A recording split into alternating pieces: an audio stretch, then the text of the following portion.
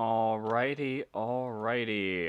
Good morning, good evening, everybody. Well, I suppose that depends on where you are. Uh-oh, my camera is for some reason not on. I don't understand why that is the case, but let's try this. Okay, hey, there we go. Awesome. Why is that? Hmm, very odd indeed. Why is that happening? That should not be happening. Okay, hopefully that doesn't happen again. Sorry about that. Anyway, good evening, everyone. For those of you who are here on the stream, it is very glad to see you guys. I am just going to be here sharing it on my Facebook page, so bear with me a moment. But I do want to welcome everyone who's here.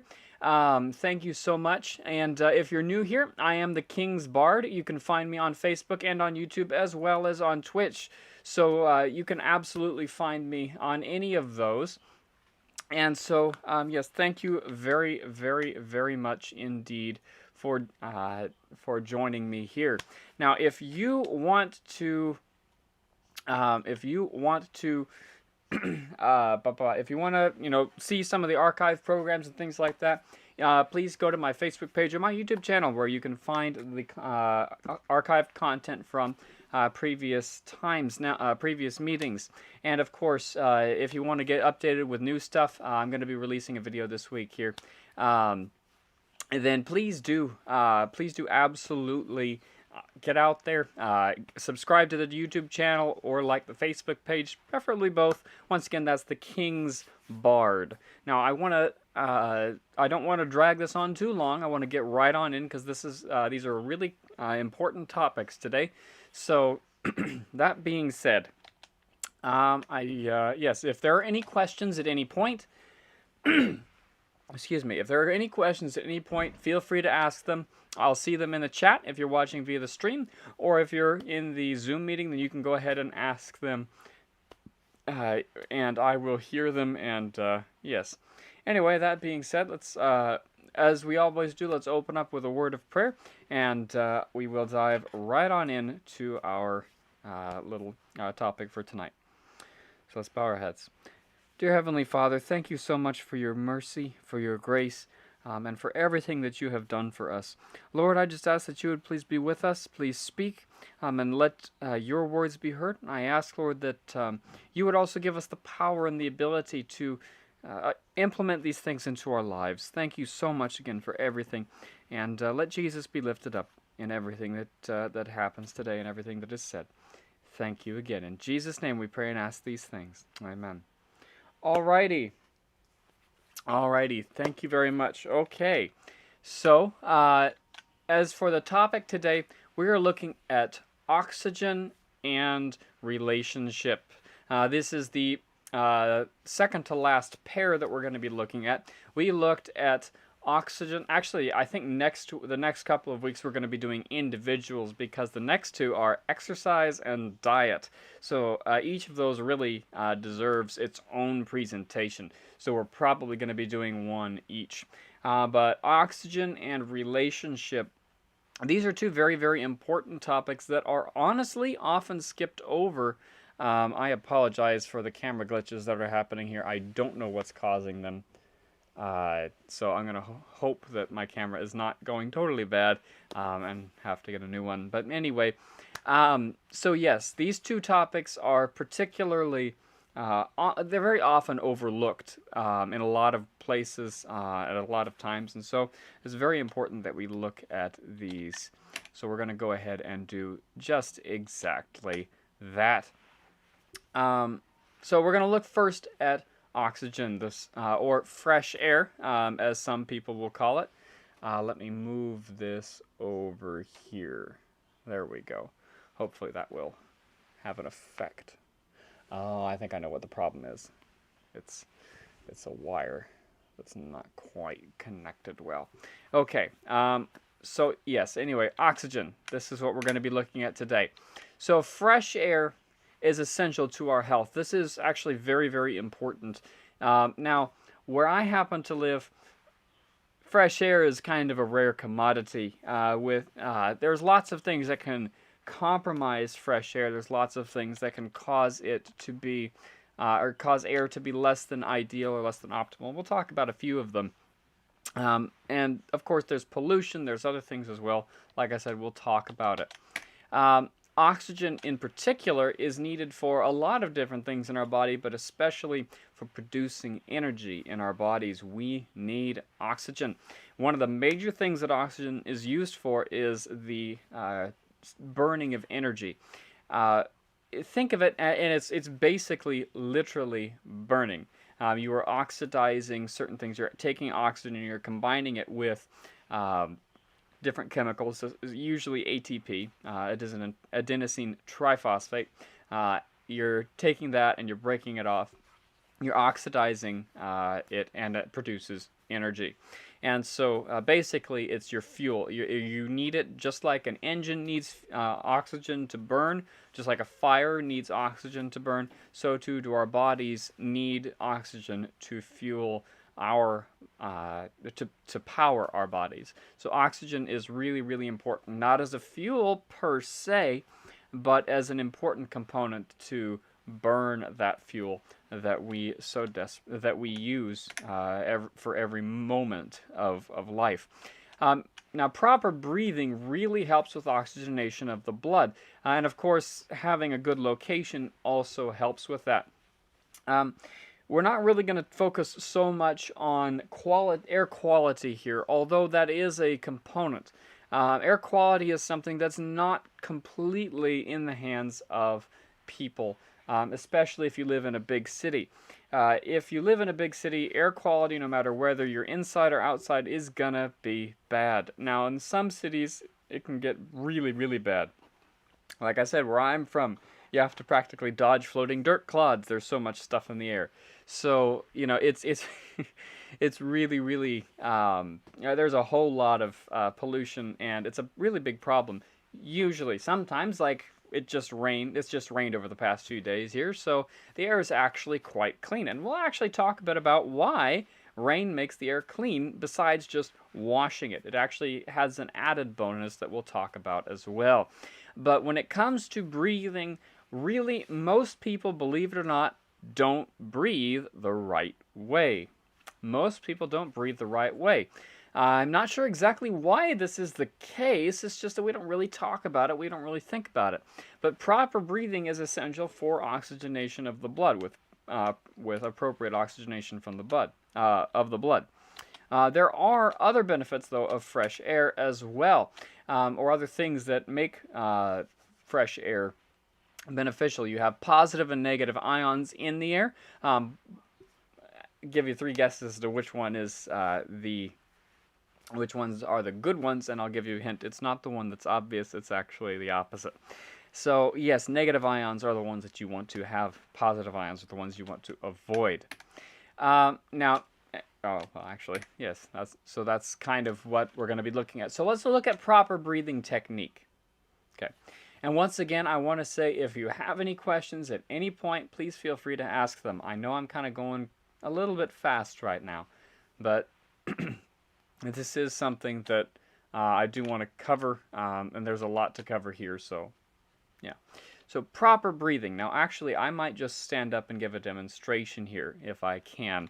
So proper breathing, you want to breathe with the diaphragm. That is this muscle right here. It is a big, long muscle that stretches out underneath your rib cage, and its whole purpose is to create negative pressure. Right? What it does is it draws air in through your nose and through your mouth, down through your windpipe, and into your lungs, and then reverse, of course, as well. Now, breathing with your diaphragm is not breathing with your chest. You're breathing actually closer to be with your stomach here, because this is the area of the diaphragm right here. This is your chest. Yeah, see, I have a small torso, so this is your chest here, and this is your stomach. You're going to be more breathing with the stomach because the diaphragm is right about here, about a hand's breadth above the navel. So hopefully all y'all could hear that. I forget how much information I put here. This helps you get more oxygen to your blood and thus also to your organs. This is actually very important. The more oxygen you have, the more oxygenated your blood is, the healthier your body is going to be. Now, obviously, there's exceptions for this. Like, for example, if you go to an oxygen bar, I know those things were popular for a while anyway. I'm not sure how popular they will be after COVID. But they were popular, and they were a trend anyway. And so maybe over-oxygenation would also be harmful there, but not terribly so. Also, believe it or not, well, actually, the way that you breathe does help you be more effective at speaking and singing. It's kind of funny, actually. I am, I won't say I'm a good speaker, but what I will say is that I can be heard. It's something that it's something that I've noticed actually quite a bit. Back when I was taking college classes in person, and before I was really doing the stuff that I'm doing now with my online overseas courses, what I was doing, I had to pick up some credits for work and things like that for a new position I'd just gotten or was going to be getting, and so going back to college, I noticed a lot of people don't speak from their diaphragm. A lot of people speak from their throat, or maybe at most from their chest. Speaking from your diaphragm really helps you to be heard. Of course, proper singing technique, you sing from the diaphragm so you can project. And the same thing works with speaking. All these people who I've heard who they just go, oh, da da da da da. They're standing 40 feet in front of me in the classroom, right? And, well, actually, in some cases, they're standing 10 feet in front of me, and I can barely hear them. And they're, the people in the back, there's no way they're able to hear them. But when I get up there, I just talk, and everyone can hear me. And it's because I know how to project my voice. It has to do with my diaphragm speaking, as well as, yes, the quality of your voice, the volume and timbre do also have parts to play in that. And so the tone and timbre, I mean, not volume and timbre. And so but speaking from your diaphragm really helps. If you project your voice, if you breathe from your diaphragm and speak from your diaphragm, you will be far better to be heard. There's a story of a woman, actually, who was actually relatively quite frail, suffering from, it was thought tuberculosis very, very early on, what they called it consumption in those days. And tuberculosis, of course, is a horrendous lung disease. But she learned this principle. She managed to recover, and she learned this principle as well as other lifestyle principles that we've talked about and that we will talk about. She learned these, and she began learning how to speak. And I don't know if she sang or not, but she did learn how to speak with, from the diaphragm and breathe from the diaphragm. And it's absolutely amazing. It turns out that even when she was relatively elderly, she was around in the 19th century, early 20th century, and it was said that when you heard her speak, or when she spoke, she could be heard from over a mile away without yelling. Now, there's probably some exaggeration in that, but we have to remember, too, that plenty of people did speak to crowds of tens of thousands of people without microphones, and they had to be heard somehow, and that's a lot of bodies that absorb sound. So we do have to remember as well that people really did in earlier times know how to project their voice well. It's something that we've really lost by and large as people who speak in the modern era, because we have fancy technology to do all the projecting for us. So it's really important that we learn how to project, for speaking, but also just for breathing. This is really, really important. So when it comes to breathing from the diaphragm, speaking from the diaphragm makes you a more effective speaker, it makes you more able to be heard. And of course, it also does provide better oxygenation to your organs, your brain especially. And the brain, of course, needs the most oxygen of anything. When your brain loses oxygen, you're not able to think as clearly, and it's a really, really big problem. So we want to talk about some breathing exercises here. Now I'm going to do a demonstration of these breathing exercises. A lot of people will get the idea here, right?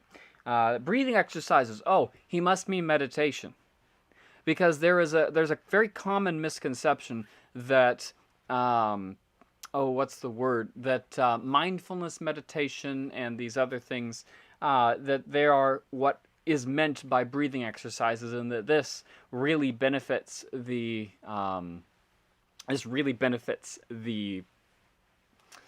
mind and the lungs and such.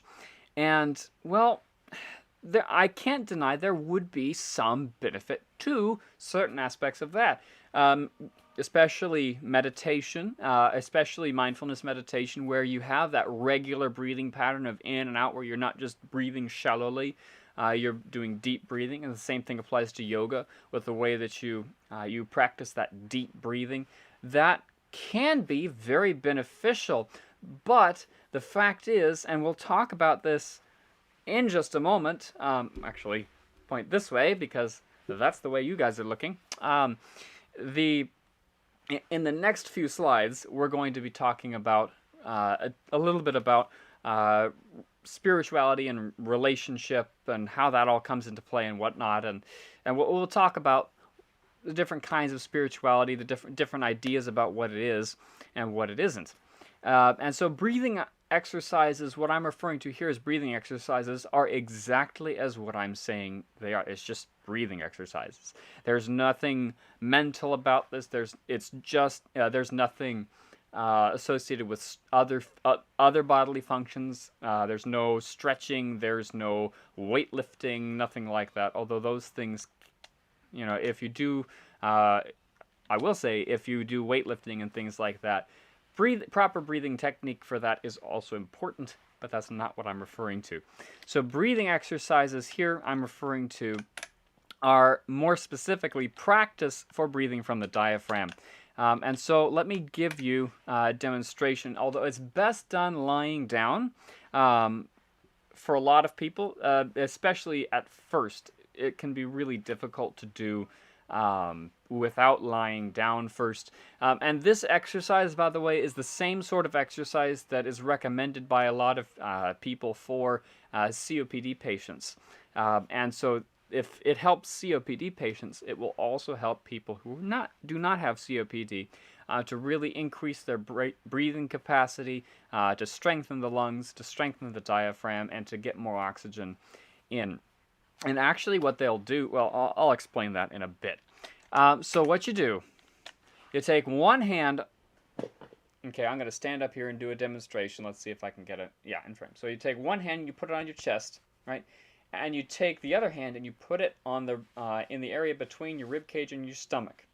Okay, right about here, about in the just about a hand's breadth above the navel. All right, and now this is, I have a Anyway, so what you do, well, if I had it selected here, when you inhale, right? Okay, let me turn this way. When you inhale, you want to make sure that this hand is not moving at all, and you are trying to push this hand out or away from you. So if you're lying down, it's going to go up. And if you're just standing up like I am now, it's going to go out. But what you're doing is you're trying to take this hand, your lower hand, and push it out away from your body while not moving the upper hand at all. So this hand here, don't move it. This hand here, move it out. So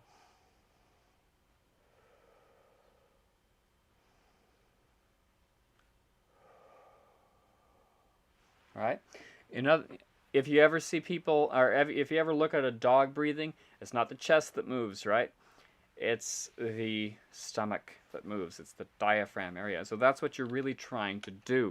You're really trying to get your chest not moving. Most people breathe from your chest.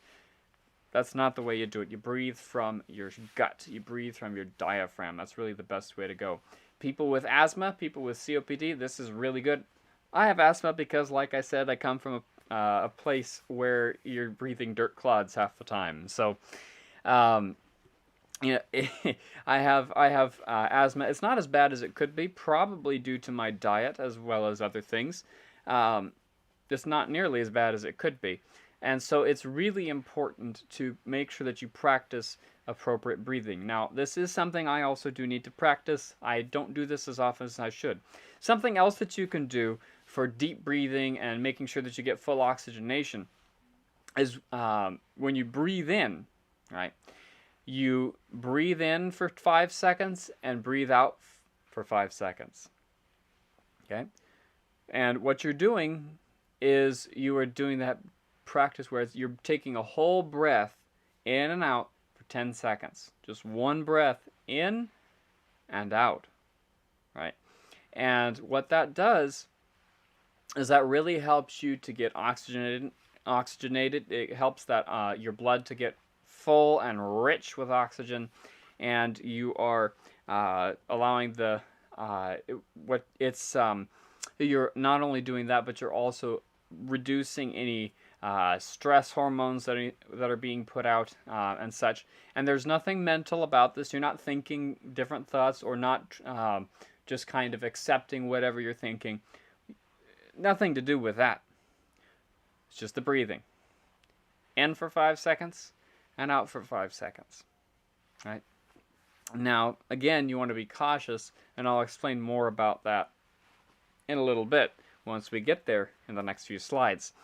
So this is, when it comes to breathing exercises, this is really where you want to go. This is really what you want to do. And actually what they'll do for people with COPD, and this is something you can do as well, they take a book, something like, I mean, it could be anywhere from a little tiny book to a very thick book.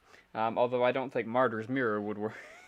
A big old thing that I brought on stream a couple days ago, actually 2 days ago on for Sacred History. And yeah, I don't think that one would work. I'm not sure that one would work for anybody except for the strongest of lungs. But when it comes, but what they do is they set on your lower hand, they will put a book here. And you still keep your hand on your chest, but instead of your lower hand here being placed on your diaphragm, they place a book on the diaphragm. And what you do is it's like bench press for your diaphragm. And so, I mean, that really helps, and you can start piling more books on there the stronger it gets. So it's actually really interesting the way that works.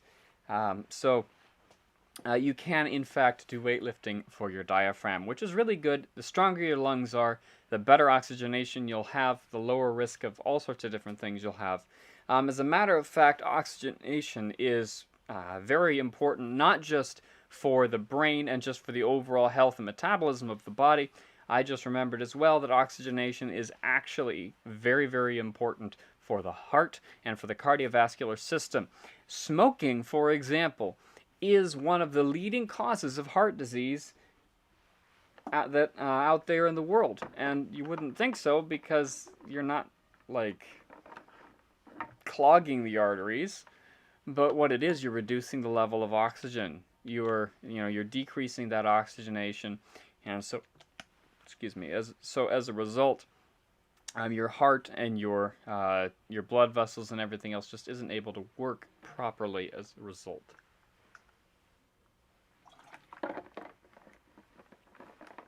And so you end up with an improperly functioning heart, an improperly functioning blood vessels, and that can lead to all sorts of problems. And so, yes, it's very important that we do that we have healthy levels of oxygen. Now, I'm going to talk about ions and kind of pollution and things like that. Now, I want to say here as well, that pollution is more than just ions. As I've mentioned before, particulate pollution, whether it be dust or soot or other things like that, pollen, and so on, those things can all affect our breathing when we breathe it in. Our noses are actually designed to filter the particulate pollution out. There are, however, also gaseous pollutants. So these are gases that really shouldn't be in there. Carbon monoxide, for example, carbon dioxide. These are, those and other gases as well that are out there that we really shouldn't necessarily be breathing in great quantities. You will always get some carbon dioxide because, that's what we breathe out. So you're always going to get some in the mix, but you shouldn't be breathing it in any great quantity. And actually, that's a problem for being indoors. A lot of times, if you have poor circulation, you're going to end up with a higher carbon dioxide to oxygen ratio in the air around you, and so that's not good. But now, ions are something that we can really control. Positive ions and negative ions. So what an ion is, just to kind of back up a little bit, because some people may not be familiar with what an ion actually is. An ion is a particle or a molecule that has an electric charge. Now, this could be it could be an atom as well, because there are atoms that are ionized. Actually, no, it is atoms, isn't it? Not molecules. It's atoms. So you can have these are atoms that have an electric charge, either positive or negative. These can then form bonds sometimes. So, for example, salt is an ionic bond. This is where you have a sodium ion and a chlorine ion, and they come together with opposite charges. I forget which is which because it's been a long time since I've been in a chemistry course. And you take those two, you put it together, and you create salt. And so you can do that, but an ion is so much more than that. And when it comes to the air that we breathe, there's positive ions and negative ions, and what we really want to avoid are positive ions, and what we really want to have are negative ions. Now, positive ions, these are ions that are very unhealthy. You will typically associate them with pollution, with stale air, with bad winds. In Southern California, and I think some other parts of the country as well, to the south and to the west, there is a particular kind of bad wind I think they're called the Santa Ana winds.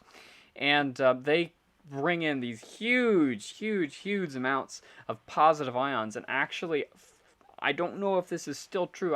I believe it used to be that in some cases, criminal courts or other courts would actually would not have as stringent penalties, because they knew that people just weren't able to think as clearly during the time at which the Santa Ana winds were blowing. Now, I don't know if that's still the case or not. I believe that was the case at one point, but I am not sure. It's been quite a long time, so I don't know for sure. Now, on the other hand, negative ions, these are the ones that you really want. These are healthy ions, and these are produced by several things. More particularly, they are produced by flowing water and rain, and also evergreen trees do produce them. Now, evergreen trees are not just your pine trees. Also, trees that would produce these things would be trees like eucalyptus trees, citrus trees. These are all evergreens, although especially eucalyptus trees and pine trees. Pine trees are something else. Their fragrance is healing in a way that is, aromatherapy.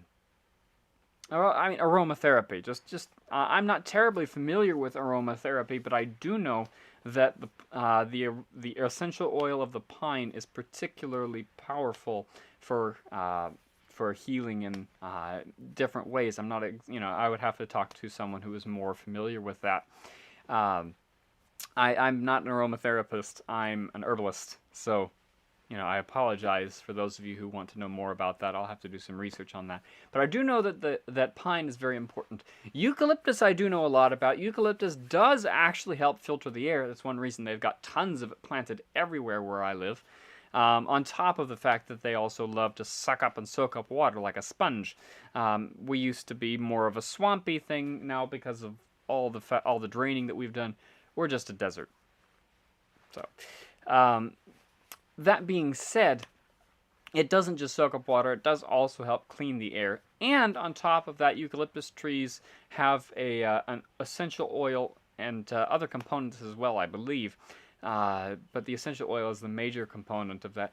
That is a bronchodilator, which means that it helps open up the lungs, the sinuses, and the bronchial passageways, so the airways. It opens those up, really helps you to get things nice and cleared out. And helps reduce inflammation in that area and just expand things. It's no substitute for a rescue inhaler. I have used it as such because I do not have a rescue inhaler. I have not had an inhaler for years and years and years, but I did come across one case where I had no other choice. I was doing, this was years back. I was in college. And I was in an exercise class, and so we were doing particularly stringent cardio. At that day, we were doing a bunch of exercises on stairs. And we did it for like 40 minutes of nothing but running up and down stairs, and sometimes skipping, sometimes skipping stairs, sometimes jumping upstairs, sometimes sprinting down. There was all sorts of things that we did, and by the end of it, I was gasping for breath. I just could not breathe. I could not. There was no, my breathing was extremely restricted.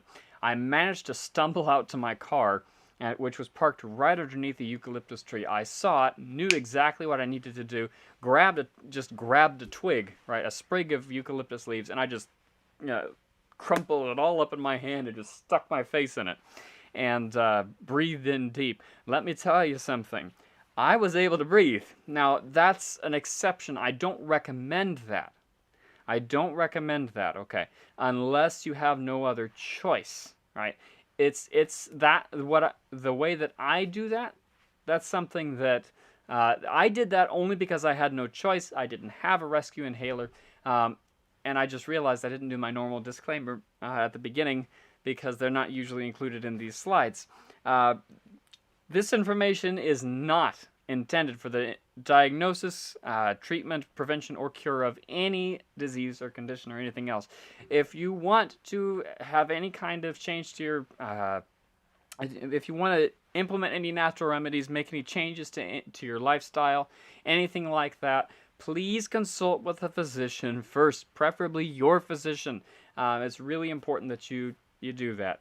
It's for your own safety as well as for, you might be able to even educate your physician on such matters because many physicians don't actually know a whole lot about natural remedies. And so if you talk to them about it and say, hey, can we try this at least and just see if it works?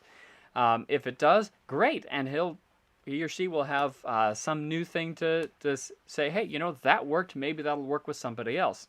And if it doesn't work, then, oh, hey, at least you were safe doing it. So, hey, talk to your physician about that before you do any changes. So, yes. Now, again, when it comes to getting back to negative ions and that sort of a thing, the air here right now where I am is actually exceptionally clear precisely because it's been raining and raining and raining. And all that rain really does have a positive effect on the air quality, not only because it rinses the air clean, but because it also creates negative ionization in the atmosphere. And that's really, really, really good. That's why when you step outside right after a rainstorm, you take a breath in and oh man, it smells so good. You just feel invigorated. Yeah, this is why. It's those negative ions. That's really, really, really, really cool. And a thunderstorm's the same way. And even if you're by a creek or a brook, or even a river, granted, if you're in the middle of a city, a river may not make a whole lot of difference, like the Mississippi or something like that, or the Thames. Rivers that, they flow through huge metropolitan areas may not be able to counterbalance the pollution that's in the air there. But when you're out in the middle of nowhere, you got fresh water, hey, you know what? There you go. That's a source of negative ions. So absolutely, you can go check that out. You could do that, and it's another incentive to get out and get into nature, get that fresh air. Go to areas where you got evergreen trees, and if you got flowing water there to boot, which we don't have most of the time, because we're dry as a bone most of the year. So we do get rain once in a while, and sometimes we have good years. There's occasionally water in the riverbed, as we say. So, and yes, if you just process that for a moment, there's water in the riverbed. Yeah, that tells you what the state of the river is usually. That being said, I think the next slide we're going to move on here. Yes. So if you have any questions on oxygen, now would be the time to put them in. But I'm going to dive right into relationship because we don't have a lot of time, and I want to make sure that we get to this. So relationship, this is the second R. This is probably the single most ignored subject in health today. And I want to say that again. This is probably the single most ignored subject when it comes to natural health and natural living in the world today. I do not hear people talking about this with, there's one other group that I know of that actually talks about this as anything major. And that I don't even know what they call themselves anymore. Otherwise, I would direct y'all their way. They used to be Compass Health, and now they were Life Start, I think, is the acronym that they used. I don't know if that's still a thing. It was under Dr. David D. Rose. So if you want to, David D. Rose, if you want to check that stuff out, Google that, David D. Rose, Life Start. Yeah, absolutely. Check that out. He's got some good stuff, very similar to what I'm saying here. And he actually includes relationships as well, which is really, really cool. But he kind of splits them up into two parts. I condense it down into one. Because really, yes, you do have two parts of relationship, but two kinds of relationship. We'll go over that here. So they're central. Relationships are absolutely central to what make us human. You can't be human if you aren't. If you don't have relationships, if you don't have the capacity to have relationships, then you're not human. Now, that being said, I want to make sure that let me back up actually on that. That's not quite what I mean. That wasn't quite a well put statement. That's not what that wasn't well put. Relationships and being able to make them is central to what makes us human. If you are not capable of making relationships, then that makes it a whole lot harder for us to survive because we were designed to be relational beings. And in fact, I don't think there is a single human being that is truly incapable of forming relationships unless they're unconscious or brain dead. Because even the most disabled individual on the planet mentally is still capable of forming at least one sort of attachment, and that would be to the caregiver, whether that be their parents, their mother, their father, or even a sibling, something like that. And I know this because I work with children with disabilities, well, actually with young adults, teenagers, and more specifically, with autism. I happen to have autism myself, and so I can say, and that's actually one reason why I really emphasize relationships, because I know better than most people just how damaging it can be when you don't have relationships in your life. Now, some people may tend to be antisocial, and yes, that's the way things are, but it really, really, really decreases your quality of life as a person. Now, some people may think, oh, well, no, it doesn't. But you're thinking that because you're not mentally healthy. And it may be hard for some people to hear that, but that is the case. There is a difference between being introverted and being unhealthy. I'm an introvert, but I still need to be around people every once in a while. I'm introverted. I'm not going to go. It takes energy for me to go out and be around people. Being an introvert does not mean hating people. Okay, that's not introversion. That's unhealthy. Okay? Introversion is simply having to recharge away from people rather than extroversion, which is recharging by being around people. So I'm introverted. I still love being around people. If you don't, you don't have to love being around people, but there should be people who you love to be around. If you don't have that, then that's not healthy. Sometimes that's not on you. Sometimes, there are people out there who, for some reason or other, they don't have family, they don't have people around them who care about them, they don't have family they can count on, they don't have friends. I get that. There are people like that out there. Trust me, I know, as someone living with autism, I can count on my family. I am so grateful to God for that. But, and I can have strong relationships with my family, but when it comes to other people, I can't really count on a whole lot of people. And so it's really, I can count on people to be around me, but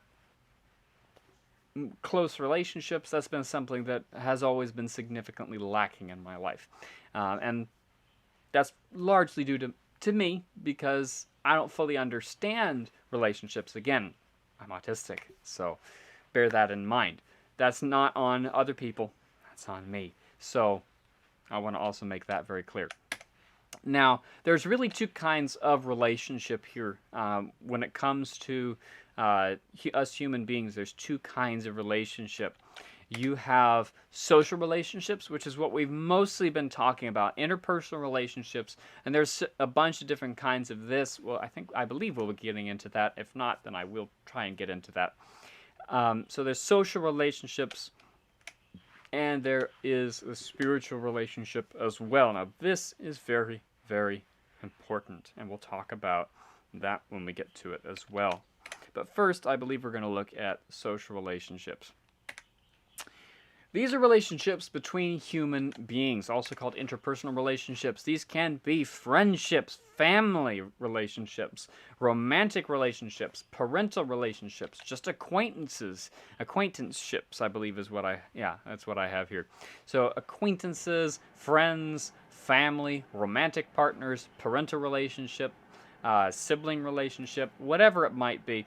All these relationships are interpersonal relationships, and each and every one of them is really, really important. Strong support networks are very, very important for many life decisions and events, including health events. Studies have shown people who have heart attacks and who have very strong support networks, social support networks, are more likely to survive and less likely to have a second episode of heart attack or stroke or whatever it might be.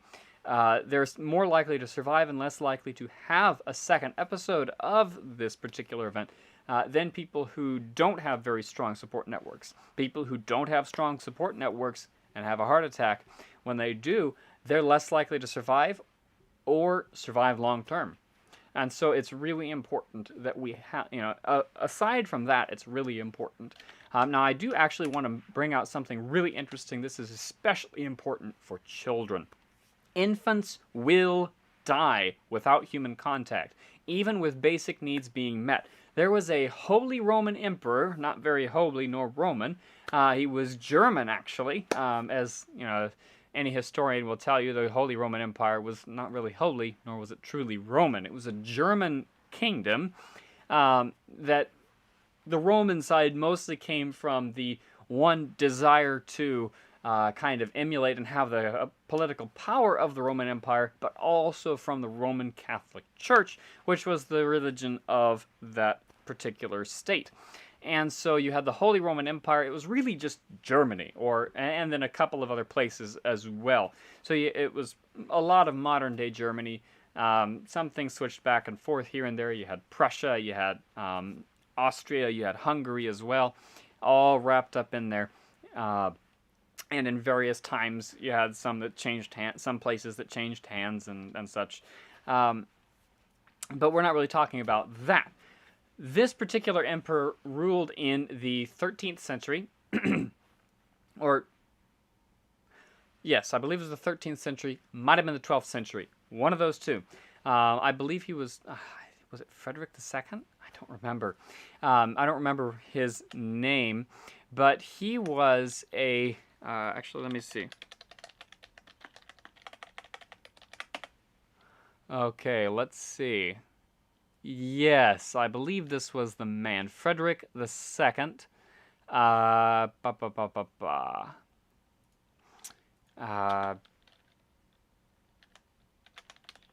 Uh, yes, it was Frederick the Second, who he wanted to find out what language babies would speak if they, and it was the 1200s, so it was the 13th century here, where he reigned, and yes, and he decided, okay, what I'm gonna do, I'm gonna have all these babies come in, and I'll bring all these babies together, and I will have them separated from their parents. They'll still have their basic needs met. They'll still be fed, they'll be changed and such, but they won't have any human contact. Nobody will talk to them. Nobody will touch them. They'll just kind of, except for when, giving them what they need. And we'll find out what language babies speak when they grow up. Well, none of the babies grew up. They all died very shortly after the beginning of the experiment. And this was really, really, absolutely quite horrendous. I don't know how many people or how many children actually were part of this study, but no, I don't see any record of that here in just my brief little thing search here. But this was quite an interesting experiment, and it really tells us that touch and human contact are essential for infant survival and for children. How much more then is it for us as adults? Now, I want to talk about the 3 T's of human socialization. The 3 T's. The first one, touch. Now, the Western world is particularly aversive to this. We have a really big problem with this, and let's be honest, there are good reasons for it. But touch is essential to our experience as human beings. We, especially in America and in certain other parts of the world, we have this tendency to say, this is my personal space, you don't come in here at all, no, this is my space, you come in here, I'm uncomfortable. Other parts of the world don't quite have that. There's some parts of the world where, and it depends too. There are certain things that we think are absolutely I remember I used to go to a convention every year. This last year it wasn't held, of course, and the year before I wasn't able to go. But I've gone to a convention for several years now. It's a global convention of young people, Christian young people, who come together for fellowship, for kind of just spiritual revival, and maybe some learning and things like that, and also to connect. And at this particular convention, I had just gone out. We were doing door knocking and things like that, and we'd just come back. I had come in contact with a group of people from South America. It was, I want to say, like 5 or 6 people who were from South America, I think from Colombia. And at least a couple of them were from Colombia. I don't know exactly how many of them there were. But I kind of stuck around, and, I don't speak Spanish very much. I don't speak Spanish much at all. I can understand a little bit of it, but I'm not bilingual by any means. But they were able to speak English just fine. They just were a little lost or a little confused. They needed some help. And so I helped them out as best as I could. And they were very, very grateful. Well, later on that same day, I went over to where we had a bunch of booths, ministry booths, and they just, you have all these booths and whatnot where you have different ministries who have all their different things that they do, and to try and gather support or volunteers or whatever it might be. There were schools there too and all sorts of things. And as I'm walking around, just kind of looking at the different booths, one of the young women from the group comes over and just like, oh, hey, thank you for helping earlier. And a young Colombian woman, and she comes up and she kisses me on both my cheeks. And I'm going, well, okay. This is not a Western thing. I, of course, immediately assumed that it was something to do with her culture, totally different from my American culture. So I wasn't offended. I was just taken aback because that's not something you would ever do in America.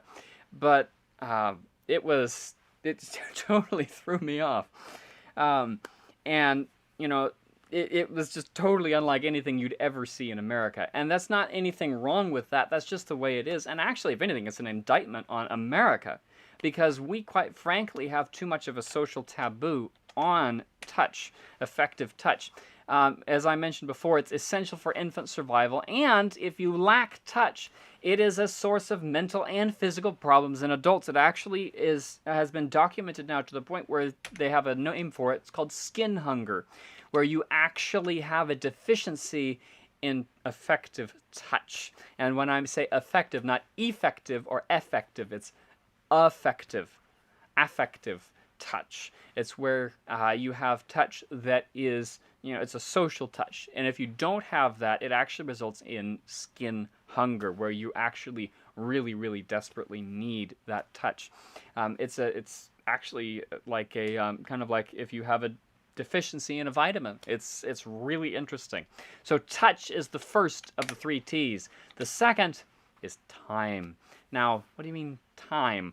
Well, time spent with other people. Social time is very important. If you are an introvert, it's something that you will have to spend your energy on from time to time because you do need it even if you're introverted. I'm introverted, and sometimes I have had times where I have craved being around someone, just being around somebody, just a person. I have craved being around a person so badly that it was like I was dying of thirst. It's that feeling you get when you're really thirsty, you haven't drank for a long time, which I'm actually feeling now because I've been talking a bunch.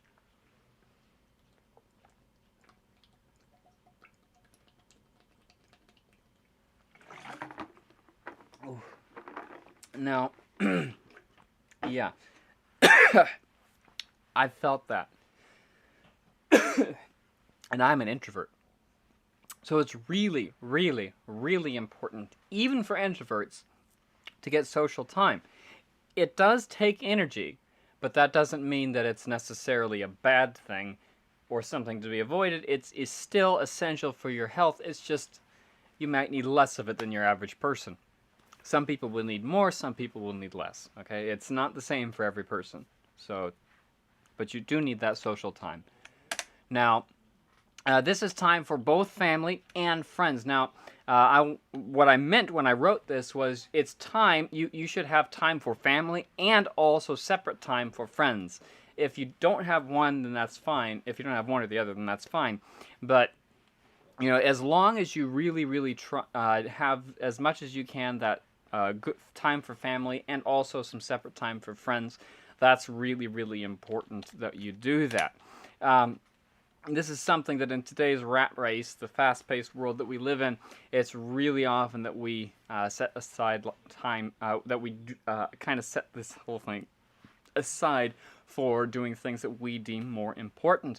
This is why the rest is so important, and Sabbath rest in particular, or relational rest, is really, really, really important. Set aside that time where you can just take a break and be with your family, with your friends, and don't worry about the things that of your job. Don't worry about worldly things. Just focus on relationships, social relationships, spiritual relationships. It's really, really important to do that, and that's where this time is really, really essential.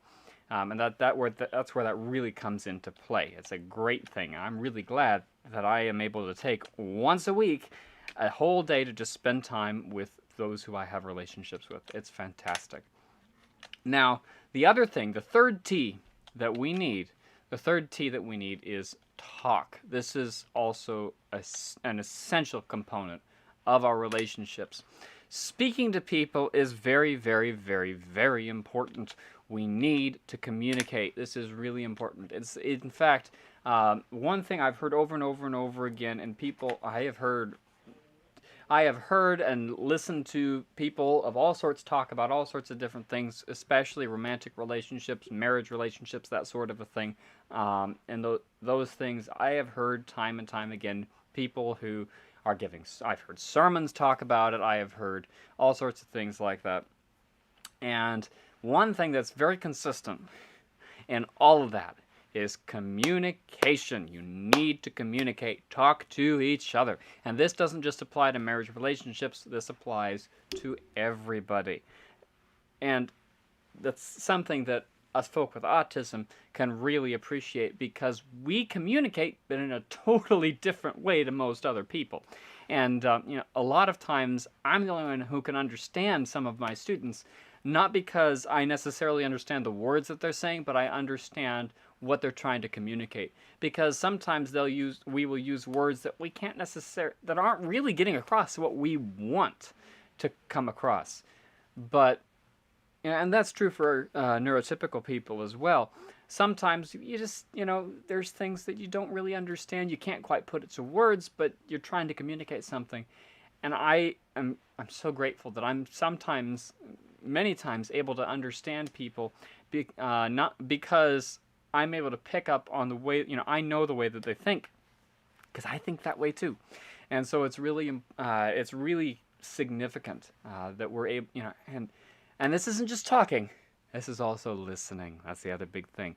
Communication is a two-way street. You talk and you listen, because the other person needs to talk too. So communication is absolutely essential to strong relationships of all sorts, whether it be friendships or romantic relationships, even family relationships. It doesn't matter. You need to communicate. And I have a problem with this, and that, again, a lot of it has to do with my autism. Sometimes I'll communicate, but in totally different ways to what most people expect. So, yeah, learn those, your friends, learn your family, learn your partner, your spouse. Really, really get to know that, because, hey, you know what? Communication is key for relationships of all sorts. But now, I want to, in the last few minutes here, we're going to talk about spiritual relationship here. This is the relationship between the individual and God. And this right here is why certain so-called spiritual practices and so-called aspects of spiritual health really fall flat. And not to degrade or to denounce anybody who really follows or practices those things, but but spirituality is not. It's something that's really bugged me. That is very common in the natural health community, and that is the idea that spirituality is some kind of ethereal thing that you have to practice. It's not really well defined. It just kind of is, and it's really conflated with mental health, and it's kind of a nebulous thing that doesn't really have any definition, and it can't have a definition because it's spiritual, not scientific. That's not the way the universe works. The universe doesn't function off of nebulous things. When it comes to spirituality, it is relational in character. It's relational in character.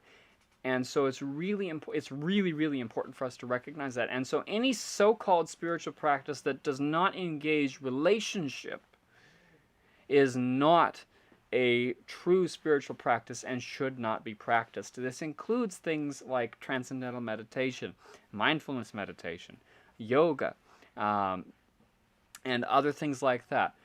A lot of the physical exercises and things like that are okay as far as what they, as far as they go. The physical exercise and things like that would be okay, but because it's linked with spiritual practices that are not true spiritual practices, they're associated with nebulous and not really true, not relational things.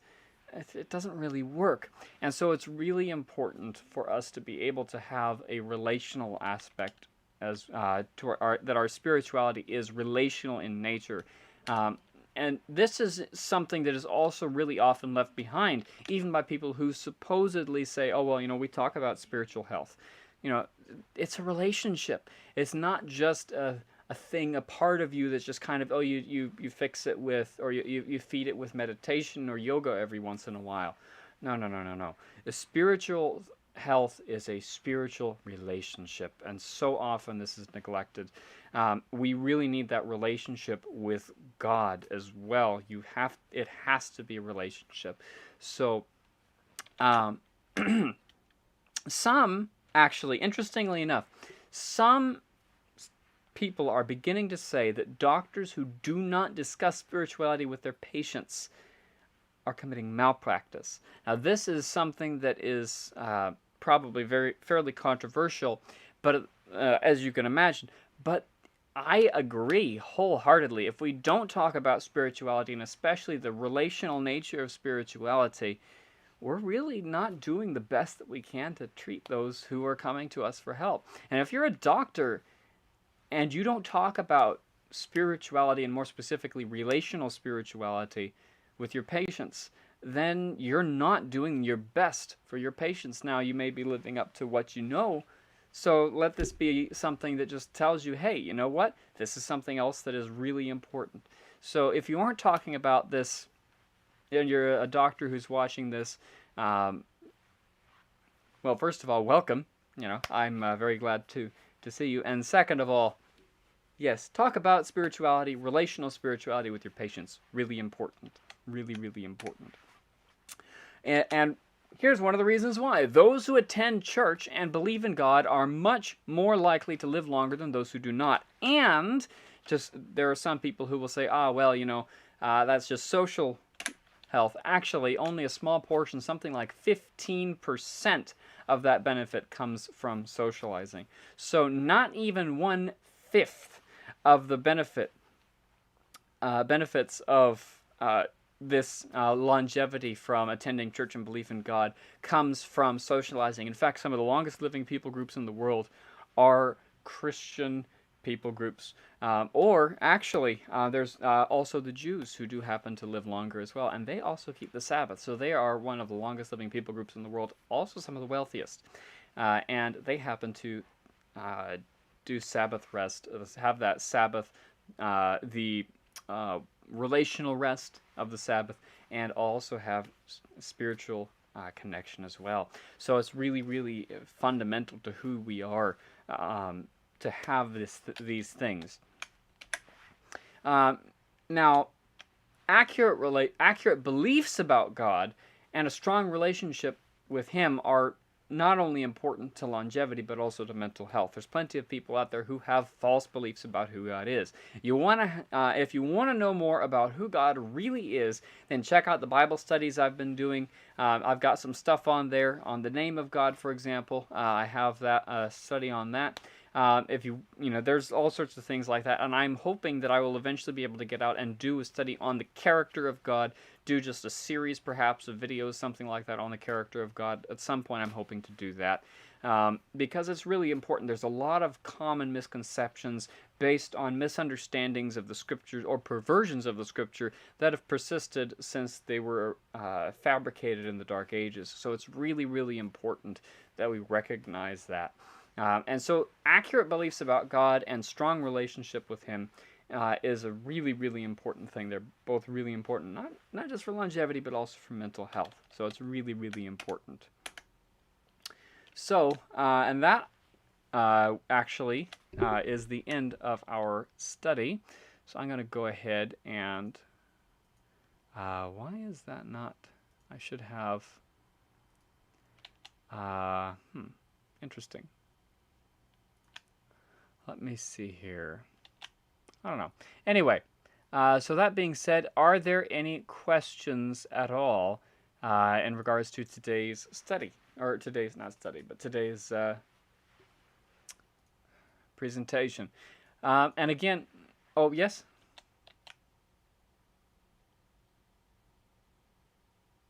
Okay. Okay. If you have questions, now would be the time. You can leave it in the chat, or if you're on the Zoom call, you can go ahead and ask those questions now. If while we wait, in case there's anybody who's typing it in chat, I just want to say as well, thank you once again, everybody, for joining us today. As I said, I'm planning on getting a video out probably by tomorrow. Just a little music thing. I'm hoping to finalize some edits and then get it out there today or tomorrow. I'll have a bit more time. Oh, also, I do want to say, for those of y'all in Scotland, happy Burns Night. I can't celebrate it tonight because I'm doing this. So I am going to be celebrating that tomorrow with some vegan haggis and mashed potatoes and mashed turnips, or mashed neeps and tatties. So I am looking forward to that. Yeah, Burns Night. Yeah, so anyway, good. Hopefully that all y'all are enjoying that healthfully. Okay. No, yeah. So. Anyway, thank you very much. All right, and Marcy, thank you very much. I'm very glad to have been here and to provide this information. It's very important. It's very important information, and it's a blessing to be able to give it. I don't believe I'm going to be having any questions here from the Zoom, and this is still bugging me. I am slightly off center here. It's going to bug me. That's close enough. Okay. So, thank you very much again, everyone. And if you have not subscribed to my channel on YouTube, hit that notification bell. Do that. Once again, I am the King's Bard on YouTube, and I'm also on Facebook as well. So you can check me out there as well. So, the King's Bard. You can find me there.